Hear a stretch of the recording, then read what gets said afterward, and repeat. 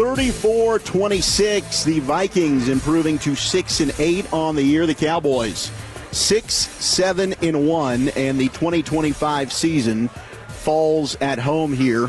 Statistically, still alive, but this one's done as the Cowboys lose a game they had to have on Sunday Night Football at home against the Vikings. And in the second half, they were able to score 3 field goals, and they missed one. Yeah. A lot of settling for field goals. They go 2 of 12 on third down. We're going to break this one down for you until 1 a.m. Zach Wolchuk alongside the Super Bowl winning scout Bryan Broaddus, Miller Lite Field Club here. We'll hear from Brian Schottenheimer, of course, Dak Prescott. We'll get your calls and texts, 877-881-1053 on the official postgame show brought to you by Pepsi, made for Cowboys watching. And if you want to use for the pros, use Jack Black is the official men's skincare brand of the Dallas Cowboys. Visit getjackblack.com today. Dak Prescott had really no chance in the second half. Nate Thomas leaves. He's got a shoulder injury. Hakeem Adeniji is fighting for dear life. He's getting beat like a bad habit. You got Terrence Steele on the other side. Spin moves are his worst nightmare. He's getting beat. Javonte Williams, maybe one of the lone bright spots on offense today. He comes back, battles from a shoulder injury, and might have also been getting evaluated for a concussion. He goes 15 for 91 and a touchdown. But you were atrocious on third down, Brian. Yeah. 3 of 12. First off, that also means you were bad on first and second down. Right. They love their second and long run, so I don't think it was particularly a great day for your play caller yet again, although we gave Brian Flores a lot of love coming in, and sure he deserves it. Yeah. Certainly a challenge to play against, but your offensive line didn't play well. You weren't able to finish drives. You weren't able to sustain drives. And defensively, wow, just an inability to stick with what seemed to be working for you. J.J. McCarthy looked like an all-pro quarterback today. And it's too often that the Cowboys defense is making quarterbacks have their best game of the season. Again, they give up over 30 points. Again, they can't get off the field.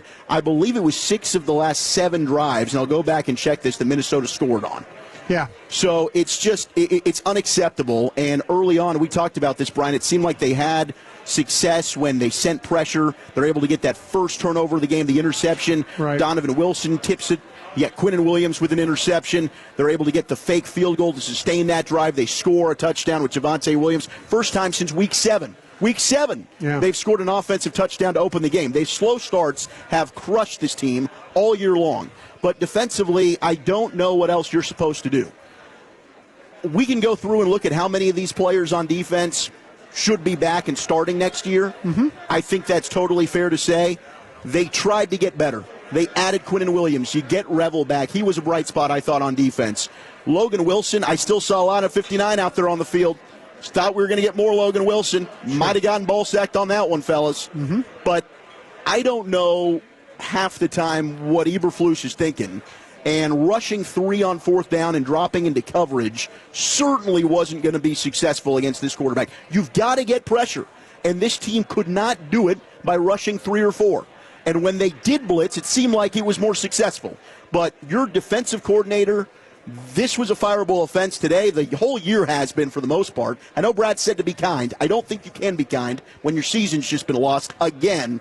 And the offensive play calling, I think, also very questionable. But, Brian, Flores did it again. No, I appreciate your honesty about this. And, watching the football game with you up in the press box, there's so many levels on this team that are maddening, frustrating.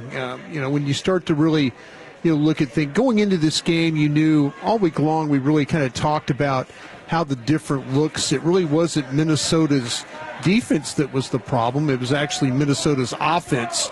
And you let them off the hook tonight. Yeah, now, listen, Justin Jefferson didn't kill you tonight, but you just allowed their quarterback, who had been struggling really all year long. He was dealing when he dealt with pressure. He never felt comfortable.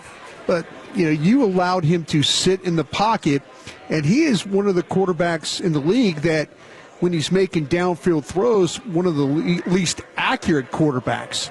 But you gave him no reason to not be accurate in this football game with the way that you allowed him to stand there and make throws. And that's unfortunate, whereas their defense created pressure really all night on Dak Prescott. Even with with compromised offensive linemen and stuff like that, Dak was struggling with having to deal with the various, the blitz packages and stuff I'm really interested when we get, the next-gen stats here in a little bit, about 30 minutes after the game. How much, though, did they really blitz in this game? How much man coverage did they play? Mm-hmm. How much zone coverage did they play? Because it clearly affected Dak Prescott tonight. It affected the offensive line. When he was able to make a couple of throws, when they did block it up pretty well, you were able to get the ball down the field. Second game in a row, you really couldn't get George Pickens going, which, the Vikings kind of felt like that they had some guys that could cover. But the pressure and not allowing Dak Prescott, and it really, I think it messed with Dak. I think it messed with the offensive line. I think it messed with the play caller. But the defense to allow J.J. McCarthy to feel as comfortable as he did in this game was a huge reason why they lost it. And we could talk about, that Dallas didn't have any turnovers, but me personally, when you miss a field goal and you give somebody the ball at the 41-yard line or the 43-yard line, that's like a turnover right there. That's a turnover. You're giving the ball right there. And there were a couple different times where Minnesota was able to take that and catch that into points. No, I mean, you look at where the drive started for Minnesota. The 47, the 41, the 42, the 49, the 39. Yeah. They had outstanding field position, and it really started when Kevontae Turpin decided not to play the ball on the first punt of the game, and now you're pinned back at the 1-yard line. Yep. And now, so you get a little bit of breathing room with the Hunter Lipke 8-yard gain. Now you punt, and the Vikings are going to start, from their own 47. What happens? They score a touchdown. So the field position battle again was lost today. The one big return you sprung from Turpin, there's a holding call on C.J. Goodwin, so that has to come back. Now, we'll go back and look at it. In the moment, I didn't think it was really a great call. I didn't see much there from C.J. Goodwin. Yeah. But that's another player who's here for special teams. How many special teams plays has C.J. Goodwin made this year? In fairness, right? And that's taking up a roster spot. So the one guy that shows up on special teams is Span Ford. I know. And Elijah Clark. And Elijah Clark. Yeah, you're right. But go ahead. I'm sorry. No, you're right. I mean, but defensively, we applauded them and we gave them praise, and rightly so. Philadelphia, they're able to get stops. The whole second half, they get off the field. They're able to get big stops against Kansas City when they needed them. Obviously, Detroit, it didn't happen. And while I do think, and I think that the whole thing about the personnel is accurate, clearly you've got a bad fit with your defensive coordinator and the players that you have. Deron Bland is a man corner. Savone Revel is a man corner. You've also got, we know about Diggs. We absolutely know about Diggs as well as a man corner. And I don't know that Diggs if he'll be back or not. Right. We'll see. Got one more week. But, man, you're not helping your guys. And when it comes to just allowing J.J. McCarthy to stand back and survey the field, and the one time Kenny Clark gets pressure on him in the second half, boom, incomplete pass, right? Yeah. So trying to get it to Justin Jefferson. Right. So it just he didn't have an answer. Yeah. And it does feel as though when certain things are working, you get away from it. So to me, I don't love that the one hire that seems to be their biggest miss was not the one that the head coach made. Yeah. And I think that you need to do, I get the whole consistency, the continuity debate, and I felt that they're not going to make a change in that position because they have stressed that to us so many times throughout the year. Third defensive coordinator in 3 years. Yeah. At some point, though, if it's not a fit to your personnel and you don't see the needed improvement from the play caller on defense, you have to make a change in that regard going into next season. Yeah, and I think this is something that, and you're not wrong about this. I mean, I think this is a conversation that, you've got the Chargers game. 3 games left. 3 games left. And I'm sure when we get to the end of the season, I'm going to say this. I do believe that, and I'll just leave it at this, if they do make a change, it'll be because because Brian Schottenheimer wants to make a change.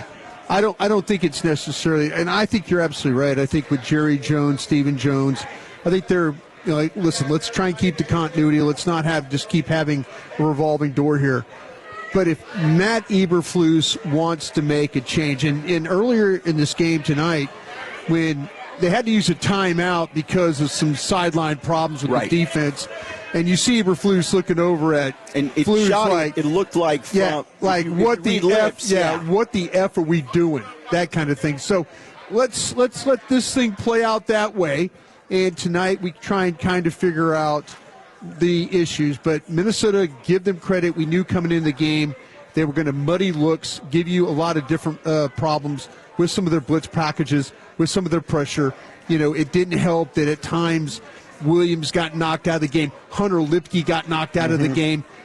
Your Nate Thomas gets knocked out of the game. Dennegy has to go out there. And then, there was a time when Tyler Smith got knocked out of the game for a little bit. So those things don't help. And I'm not trying to make excuses for anybody. But, man, when you're trying to play against a team that does so many multiple things, front-wise, scheme-wise, pressure-wise, that's a difficult task to ask. And Dak had been really good against the blitz. Wasn't tonight. They got after him tonight. We'll see the numbers. But, and also on third down. Dak usually is able to bail you out. Didn't happen tonight. We'll break down a lot more of it. We'll hear from Brian Schottenheimer here shortly as we're waiting for him to take the podium. We'll also hear from Dak Prescott. Of course, your calls and texts, 877-881-1053 as the Cowboys fall at home to the Vikings. 6-7-1 are your 2025 Dallas Cowboys. Zach Wolchuk alongside the Super Bowl winning scout Bryan Broaddus. You're listening to the Dallas Cowboys Radio Network.